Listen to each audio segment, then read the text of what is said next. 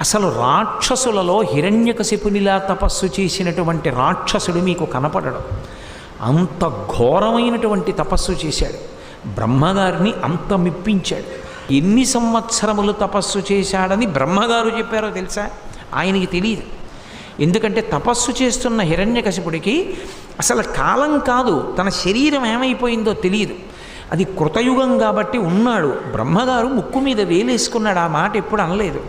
ప్రత్యక్షమైనప్పుడు ముక్కు మీద వేలేసుకుని నువ్వు ఇంకా ఎలా ఉన్నావురా అసలు అని అడిగాడు.